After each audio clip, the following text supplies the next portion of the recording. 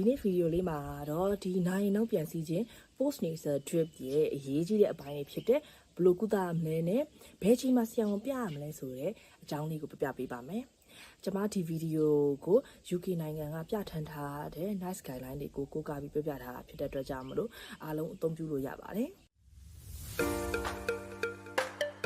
အားလုံးပဲမင်္ဂလာပါဒေါက်တာနွန်ဘလော့ကနေပြီးတော့ပြန်လည်ကြိုဆိုလိုက်ပါတယ်ရှင်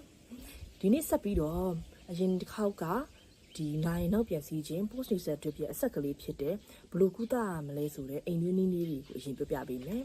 ဒီအင်္ဂလန်နိုင်ငံကပြဋ္ဌာန်းထားတဲ့ကိုယ်တိုင်လုံနိုင်တဲ့နည်းလေးတွေရဲ့နံပါတ်1ကတော့စားရင်နဲ့နှာခေါင်းစီခြင်း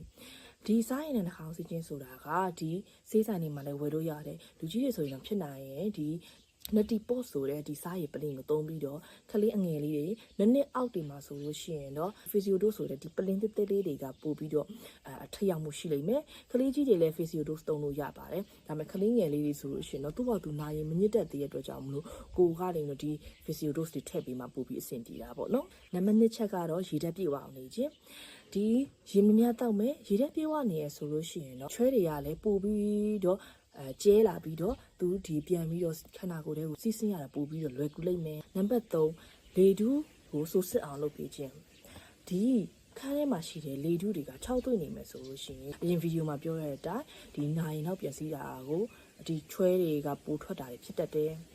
အဲ့တော့လုပ်လို့ရတာကဒီအခန်းထဲမှာ humidifier လို့ခေါ်တဲ့ဆက်ကလေးကိုထားပြီးတော့ခလီနာမှာတိတ်ဖြေးခြင်းဖြစ်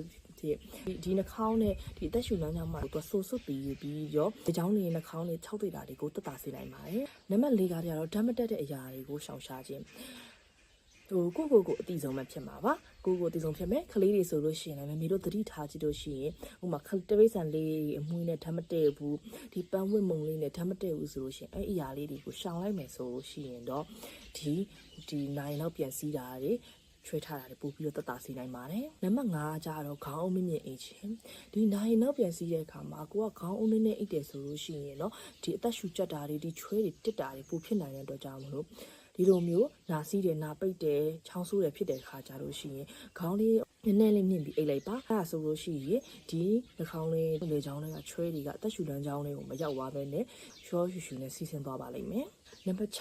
ဆေးဝါးတွေပေါ့နော်ဒါကစံယူစတင်နှာခေါင်းကလေအိတ်တွေရောင်ရမ်းတဲ့အခြေအနေတွေမှာဆေးရည်သုံးလို့ရတယ်ဒါပေမဲ့ဖြစ်နိုင်လို့ရှိရင်တော့ဆရာဝန်နဲ့တိုင်ပင်ပြီးဆရာဝန်ပြတ်တာပြီးမှပဲဆေးဝါးတွေကိုသုံးသင့်ပါတယ်အရေးကြီးဆုံးကကိုယ်ဆောင်မိခင်နေနဲ့ခလေးငယ်လေးဒီကိုဒီနှာခေါင်းအဆက်ချတာဒီနှာခေါင်းပိတ်တာတက်တာစေတဲ့ဆေးတွေသုံးမယ်ဆိုလို့ရှိရင်တော့ဆရာဝန်နဲ့တိတ်ချတိုင်ပင်ပြီးမှပဲဒီထဲတာတွေသုံးတာတွေလုပ်သင့်ပါတယ်ကဲနောက်ဆုံးဘယ်ချိန်မှဆရာဝန်ပြတဲ့တယ်လဲဒါအရင်ရေးကြည့်ပါတယ်ပေါ့တန်နဲ့ခလေးနာစီးတာနာပိတ်တာဒီချွဲထားနေတာဆိုပြီးတော့အေးစီအင်းမင်းကုသုံးနဲ့